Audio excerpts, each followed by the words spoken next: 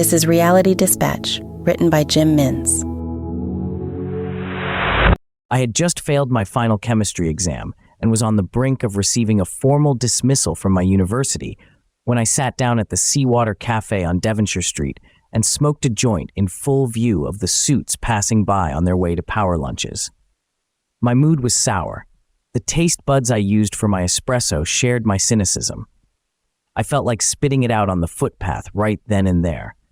The feelings of my waiter be damned. Still, the ability to recline in the shadows of the buildings and allow the laced cigarette to take my mind elsewhere was a welcome distraction.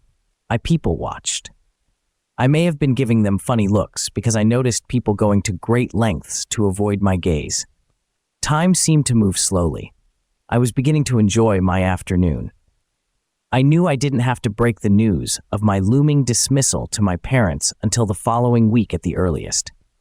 They were aware of my schedule and would soon suspect something when they noticed a lack of lesson planning being sent through. They were snoopy, a trait I didn't inherit.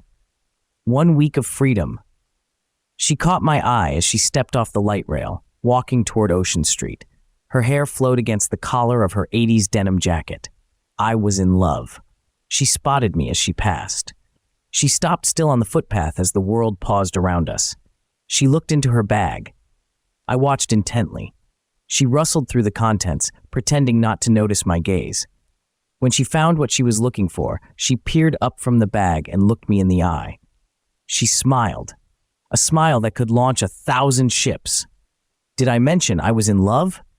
Something dropped from her bag as she walked on, carefree and aimless, as if the ground beneath her feet were water, and she wanted to show off just how seamlessly she could float across without a boat.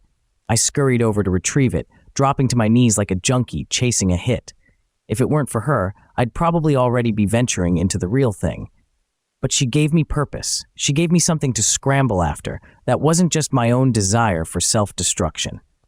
The note was the size of a banknote, folded neatly, with ink bleeding out from the edges, waiting to be unfurled. Waiting to be read. A note for someone.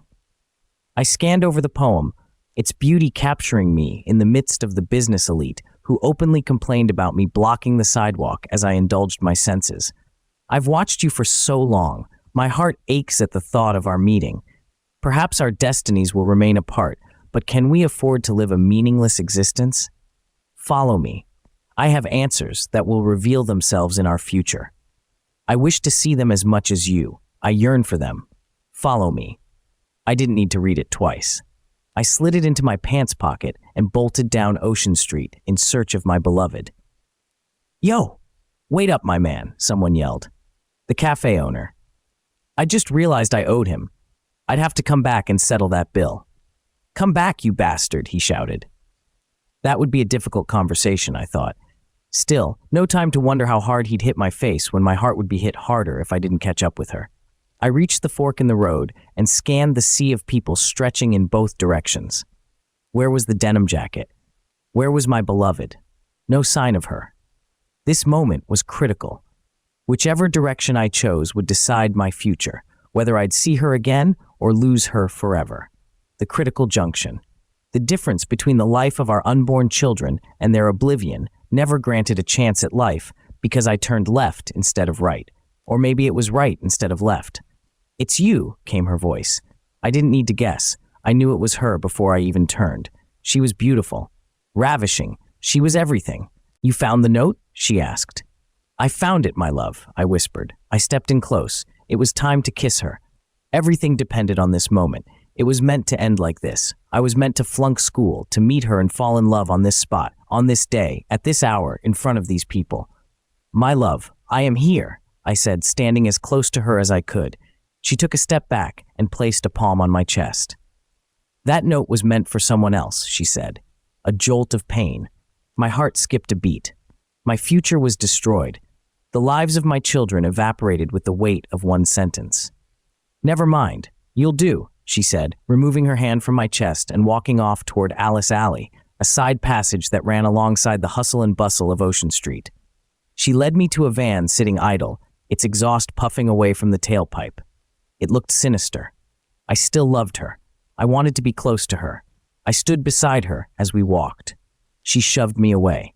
Jesus, can you back off, buddy, okay? She snapped. My love, that note. Are you sure it wasn't meant for me? We laced your coffee, okay? You don't really love me, you just think you do. But we got the wrong fucking guy, she said as we reached the van. A tall man in a leather jacket, ready to smash heads, emerged from the sliding door. It was meant for Michael, he announced. I know it was, but they obviously served it to him instead, she replied. What's going on? I asked. Just shut up, she said, turning back to the Man Mountain. Can we use him instead? She asked. The Man Mountain looked me up and down. I mean, I was going to do the shooting.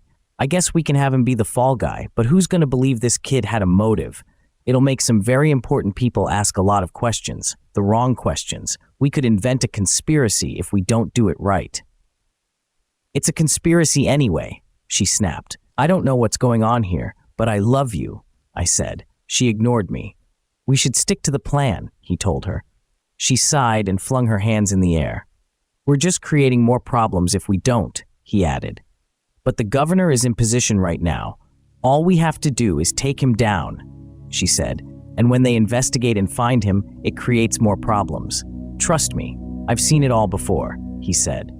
I still didn't know what was going on between them, but I didn't let it deter me. I want to marry you, all right, I yelled. For the love of God, can we just get rid of him and retry with Michael? She said to the Man Mountain. He nodded. He walked over to me, fist clenched. I didn't even feel the pain. I remember waking up in the hospital with a giant headache. That's the last thing I remember. Oh, and her face. I will never forget her face. I love her too damn much. I'll love her forever. What did he call her? I'll never know.